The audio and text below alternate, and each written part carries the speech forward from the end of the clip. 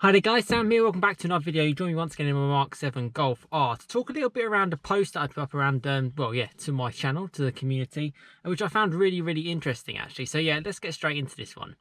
So yes, welcome back to another video. Hope you're all well. Very cold day, but nice and bright. And yeah, nice short video actually, but I wanted to go through a community post that I put up on my channel. And it was just, well, essentially I'll read it out and I'll put it on the side. Pointing to a little bit of an article to read around four-wheel drive hot hatches. And I just sort of asked the question is, where would your money go? Sub 40 grand for a four-wheel drive hot hatch. Quite a good question. I think a good question for my audience. And actually the results kind of say, where your preferences are, which I found interesting. So I'll go through the actual, the potential choices.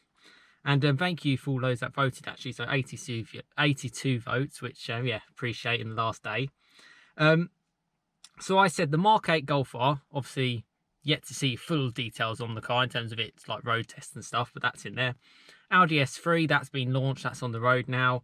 BMW M135i, that's been out for sort of like a year or two now. That's the four-wheel drive model as opposed to the previous rear-wheel drive. Yeah, that one. Mercedes A35 AMG, been out a few years now as well. Or a Mark 7 Golf R, like the one I'm sitting in here, and £20,000 in the bank. Now, you can see from the percentages just on the side what you lot went for. So 34% went for the Mark 8 Golf R, 7% for the Audi S3, 5% for the M135i, 5% for the A35, and 49% for the Golf R, and 20 grand in the bank, £20,000. So I found that really interesting because, first of all, I was half thinking, oh, it's going to be a no-brainer. They're all going to take the 20 grand and the Mark 7 Golf R.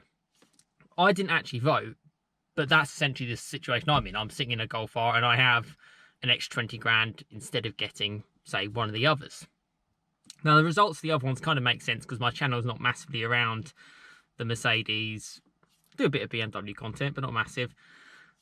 And the Audi S3 just doesn't seem to have that type of demand as a Golf R. So there's always probably going to be between the Mark 8 Golf R and the Mark 7 Golf R. But yeah, close. Very close. And I think, I don't know, you lot can tell me, you all voted and you're part of my channel and part of the community. But I kind of gather it as in like a, we're in such an era where, you got coronavirus, you've got so much, problems in 2020. And obviously the car industry as well is in a bit of turmoil in terms of everything going to go electric. We'll lose those combustion engine cars. We'll lose what a lot of car enthusiasts love. So I kind of get that. And I kind of think, well, the Mark 8 Golf R is probably going to be a better car. Question marks around the interior and quality bits for the Golf 8 in general, but I think it's going to be a better car in terms of driving dynamics and stuff.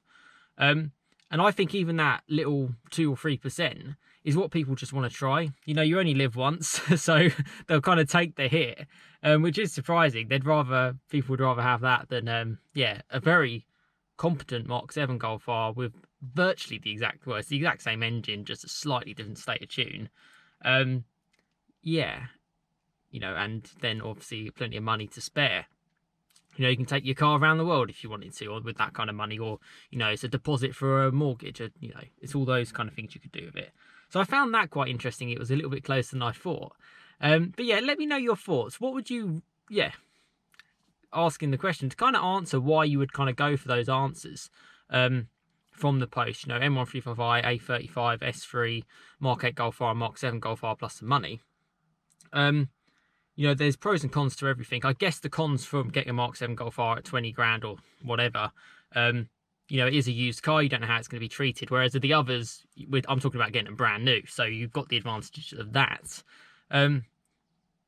It's an interesting one. I think, this is where I'm sitting at. But I'd never rule out a Mark 8 Golf R in the future if things were to, if planets were to align, put it that way. But at the moment I'm really happy with this car, and it's a joy. I just want to start driving it a little bit more again. But yeah, I found that really interesting. I think it's a good question because I think these four-wheel drive hot hatches are kind of taken over really, and they become the default choice. As much as I love a front-wheel drive car, and hopefully people on my channel know that I do, with like the Fiesta ST content and stuff. You do lose traction, even like a day like today, it's sunny, but you're just spinning your wheels. Whereas a four-wheel drive car, even after probably the first like 5 minutes of driving when sometimes the tyres are stone cold like they would be now, you're just not losing traction wherever you go. And particularly at slow speeds, which is what you're doing on a daily basis, it's just really, really good as a daily car. And yeah, they're kind of taking over, and I can see why all of those are so popular, and I could see why anyone would go for either of them personally. If you're a Mercedes fan, that's a great car. They've sort of hit their niche there. If you're a BMW fan and you want a little bit more security, that 135i is perfect. Same with the S3. If you're a big Audi fan, it's a great car. They really, really all are. And same with the Mark 8 Golf R, and same with this. So I think they're brilliant cars, and I thought it was a good question. I thought it was interesting results from you lot. So thank you so much for getting involved in the community. I do try and post bits on there. I post like just random like articles or something that I think you'll find interesting, or previews to videos, or polls like that. So thanks so much for taking part of it. Let me know your thoughts in the comments around those 5 cars, and a little bit more detail and about why you would go for one over the other. And really interested to know your thoughts, and I'm sure other people will be as well. But listen, thanks so much for watching. Nice and short video. Hope you have a fantastic rest of your day, and I'll see you again next time. Cheers, guys.